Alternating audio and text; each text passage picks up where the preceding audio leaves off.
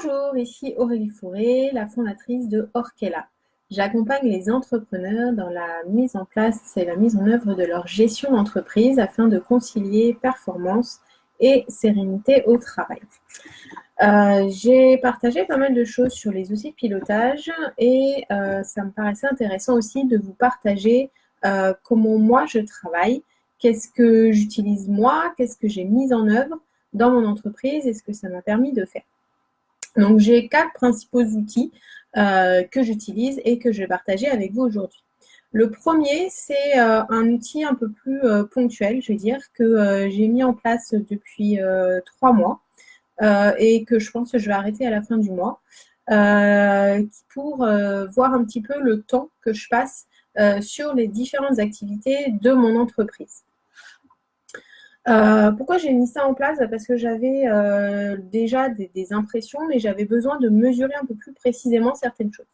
Donc en fait, ce dont je me suis aperçue, c'est que, comme je le pensais, je passais beaucoup trop de temps sur les réseaux sociaux, à scroller sur mon fil d'actualité, ce qui était du temps qui peut être du temps intéressant, mais qui en l'occurrence est souvent du temps improductif. Donc, ça m'a permis de mesurer ça. Et du coup, j'ai mis en place, maintenant sur Facebook, j'ai un petit indicateur qui me dit quand j'ai dépassé une certaine durée afin de m'alerter sur le fait que j'ai déjà passé suffisamment de temps qu'il serait temps de passer à autre chose. Ensuite, je me suis aperçue aussi que je passais beaucoup de temps sur ma communication, ce qui est positif. Mais ça m'a permis de réfléchir et de me dire qu'il y avait peut-être des choses que je pouvais optimiser dans l'organisation et dans la façon dont je travaille sur ma communication.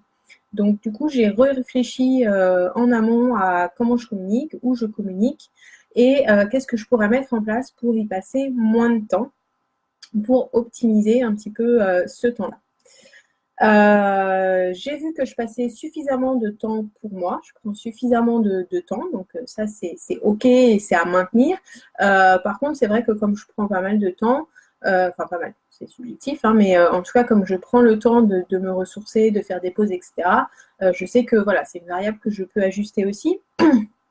Par contre, je ne prends pas forcément suffisamment de temps encore sur la partie prospection et surtout sur la partie stratégique. Donc là, depuis 2 mois, j'ai bloqué dans mon agenda des périodes pour vraiment travailler sur ma stratégie tous les mois. Et puis, j'ai retravaillé sur ma prospection. Qu'est-ce que je ne fais pas? En fait, ce que j'ai vu, c'est que pourquoi j'y passe pas de temps? Parce que c'est là où c'est le plus difficile pour moi, donc c'est là où j'ai tendance à ne pas aller. Donc là, je l'ai vu bien en face et du coup, j'ai ajusté mes actions par rapport à ça. Et puis le dernier point dont je me suis aperçue sur ma gestion du temps, c'est que j'avais beaucoup de flexibilité par rapport à des choses perso, notamment par rapport à mes enfants. Et donc là, voilà, j'ai changé un petit peu mon organisation, j'ai mis quelques petites choses en place pour pouvoir avoir plus de temps de travail et un petit peu moins de flexibilité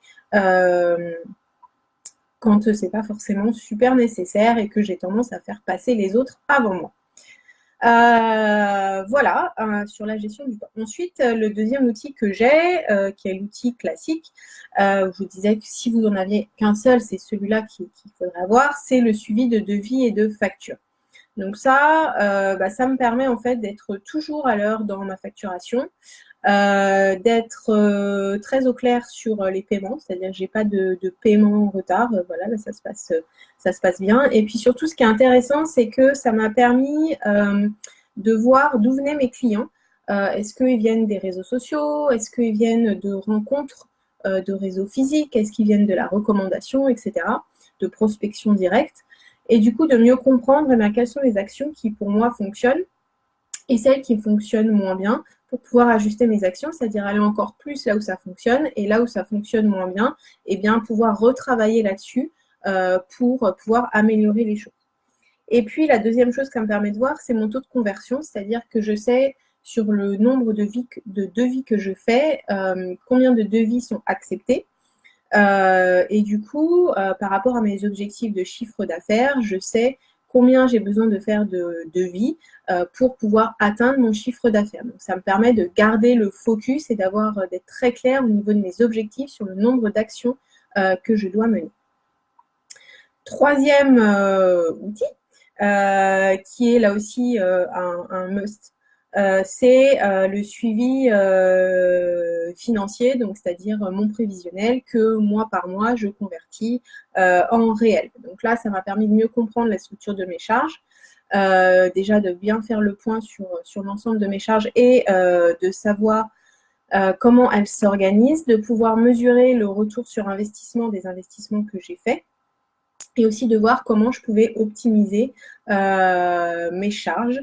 Donc moi, par exemple, mes charges principales, c'est les frais de déplacement. Donc c'est comment je peux travailler là-dessus pour réduire ou pour optimiser mes frais de déplacement.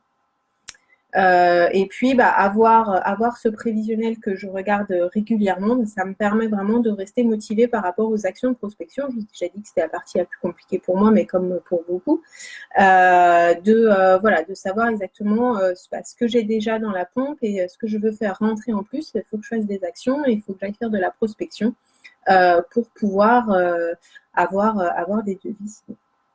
Et puis le quatrième outil, donc j'en ai peut-être d'autres, mais en tout cas, c'est vraiment les principaux que j'ai et qui me servent le plus, que je suis le plus. C'est le suivi des réseaux sociaux. J'ai une vraie stratégie réseaux sociaux, on va dire, depuis 6 mois. Avant, j'étais présente, mais c'était pas forcément super organisé, super structuré, super logique. Voilà, j'étais plus présente pour être présente. Donc là, je suis un petit peu l'évolution de mon nombre d'abonnés, de la portée de mes publications, des interactions, etc. Et ça, ça me permet de rester motivée parce que c'est vrai que c'est pas toujours évident sur les réseaux sociaux. On sait que c'est une stratégie qui est quand même moyen terme, donc on n'a pas des résultats immédiatement. Et de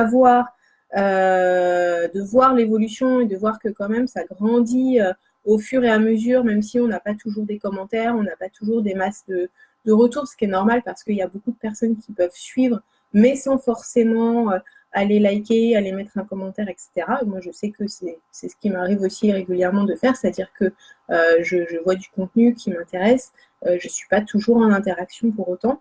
Donc, de voir la progression, ça permet quand même de rester motivé dans une phase où le retour n'est pas encore immédiat. Et puis, ça m'a permis de me rendre compte aussi que quand je publiais pour publier, mais que j'avais pas vraiment une énergie, où j'avais vraiment envie de le faire, où j'avais vraiment envie de partager quelque chose, et bien souvent, c'est les moments où ça ne fonctionne pas. Ce qui paraît assez logique finalement, c'est que plus on envoie de la valeur et plus on envoie avec son cœur, plus on va toucher des personnes.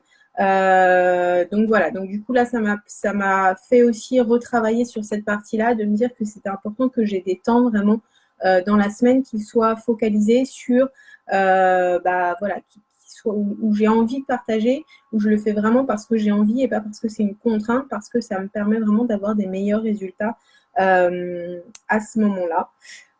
Et puis, ça me permet aussi de maintenir mes efforts, c'est-à-dire, comme je me suis fixé des objectifs, si je veux les atteindre, j'ai besoin de mettre des actions en place, donc je vois quand ça fonctionne pas, etc. Voilà un petit peu pour aujourd'hui ce que j'avais envie de vous partager. Donc, si vous avez des questions sur ce que je fais, n'hésitez pas.